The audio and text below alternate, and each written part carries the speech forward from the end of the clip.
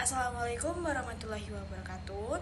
Halo teman-teman dan bapak dosen pengampu. Perkenalkan, saya Yelsem Multiawarencia dengan NIM PO 71390250149.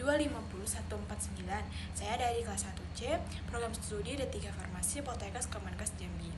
Jadi pada video kali ini saya akan mempresentasikan atau menjelaskan hasil praktikum fisika farmasi saya dengan judul fenomena distribusi asam benzoat fenomena distribusi asam benzoat antara fase air dan fase minyak. Jadi praktikum ini tuh bertujuan untuk memahami bagaimana suatu zat dapat terdistribusi pada dua pelarut yang tidak saling bercampur serta menentukan nilai koefisien distribusinya. Nah, di sini saya sebutkan apa sih tujuan praktikum.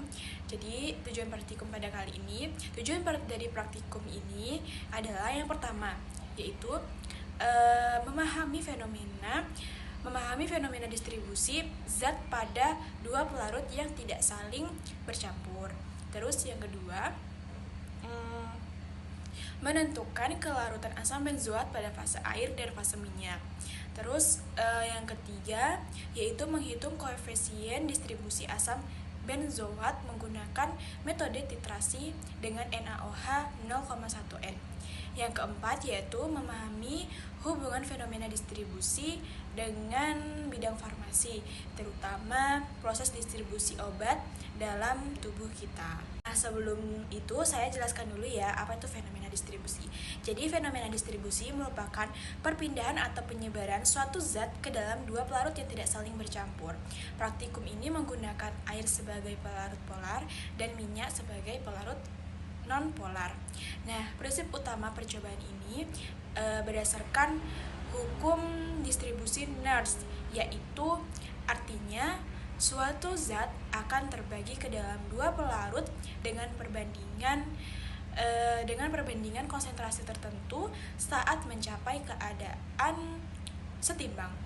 Nah, asam benzoat dipilih karena memiliki gugus karboksilat yang bersifat polar, tetapi juga memiliki cincin benzena yang bersifat non-polar, sehingga asam benzoat dapat larut sebagian pada kedua fase. Dalam bidang farmasi, prinsip ini sangat penting. Karena apa? Karena prinsip ini tuh berkaitan dengan kemampuan obat menembus membran sel dan terdistribusi di dalam tubuh manusia. Nah, apa saja sih alat dan bahan yang digunakan dalam praktikum kali ini? Jadi alat yang digunakan antara lain tentunya ada buret. Terus buret ini bervolume 50 ml, terus Erlenmeyer 250 ml, terus gelas ukurnya 100 ml, corong pisah, terus gelas ukurnya 50 ml, terus pipet volumenya 10 ml, timbangan analitik, labu ukur 100 ml. Nah, sedangkan bahan yang digunakan yaitu asam benzoat, NaOH dan asam oksalat dan PP serta aquades.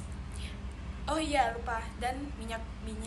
Terus alkohol juga atau etanol 96%.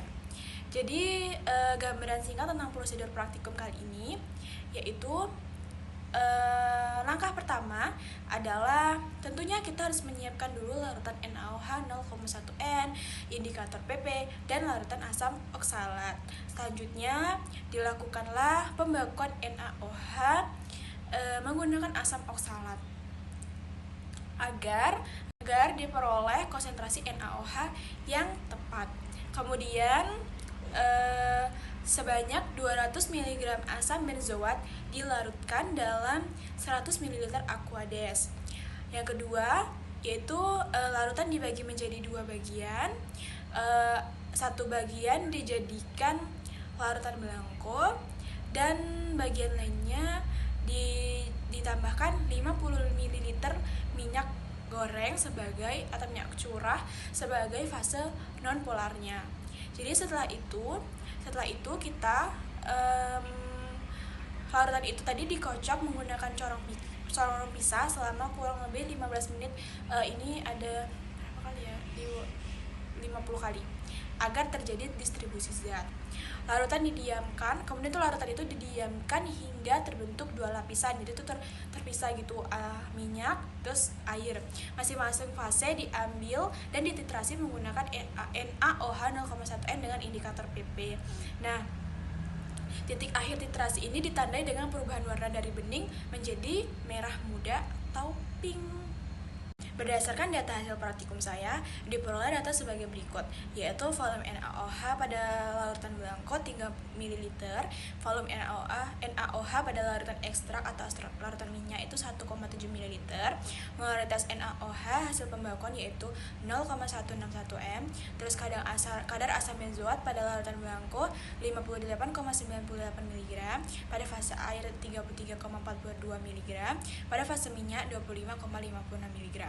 Koefisien distribusi yang diperoleh yaitu nilai tersebut menunjukkan bahwa asam benzoat lebih banyak berada pada fase air dibandingkan dengan fase minyak. Nah, kita masuk pada bab pembahasan.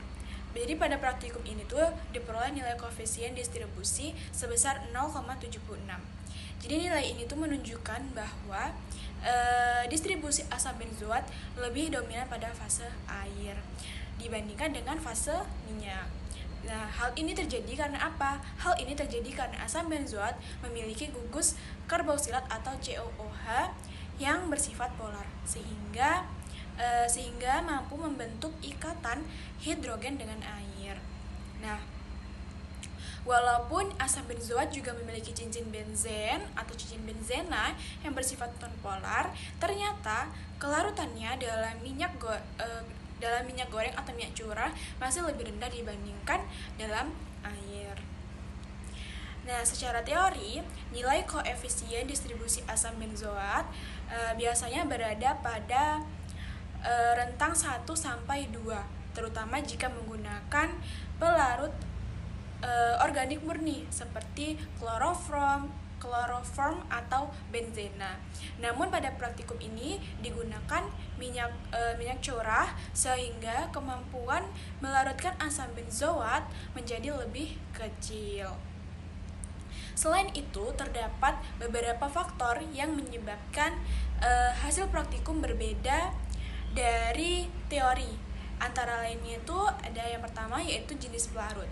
Jadi minyak goreng itu bukan pelarut organik murni, sehingga distribusi asam benzoat tidak maksimal atau tidak tercapai.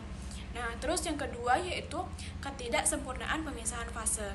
Jadi saat menggunakan corong pisah, kemungkinan masih terdapat sisa air pada minyak atau sebaliknya masih ada sisa minyak pada air. Nah, yang ketiga yaitu kesalahan titrasi. Jadi kesalahan membaca bulat atau menentukan titik akhir titrasi dapat mempengaruhi hasil perhitungan. Nah, selanjutnya faktor yang selanjutnya yaitu pengocokan kurang homogen. Jika pengocokan kurang optimal atau kurang homogen, maka keseimbangan distribusi belum tercapai secara sempurna. Lalu yang selanjutnya faktornya yaitu pengaruh suhu. Suhu dapat mempengaruhi kelarutan zat dalam pelarut. Berdasarkan analisis regresi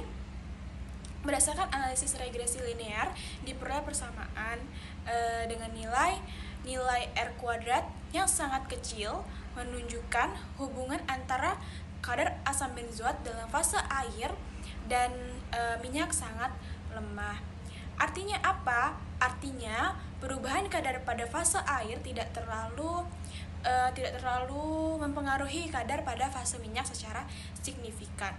Walaupun hasilnya belum sepenuhnya sesuai teori, namun praktikum ini tetap berhasil membuktikan adanya fenomena distribusi zat antara dua fase cair yang tidak saling bercampur. Nah, dalam bidang farmasi, konsep distribusi ini sangat penting karena berkaitan dengan absorpsi obat, dengan distribusi obat dalam tubuh, juga kemampuan obat menembus membran biologis manusia. Terus serta efektivitas terapi. Nah, obat yang mudah larut dalam lipid biasanya lebih cepat menembus membran sel dibandingkan dengan obat yang bersifat hidrofilik. Selanjutnya bab kesimpulan. Jadi berdasarkan hasil praktikum dapat disimpulkan bahwa asam benzoat dapat terdistribusi pada dua pelarut yang tidak saling bercampur, yaitu air dan minyak. Terus nilai koefisien distribusi yang diperoleh sebesar 0,76. Terus asam benzoat lebih banyak terdistribusi pada fase air dibandingkan dengan terdistribusi pada fase minyak.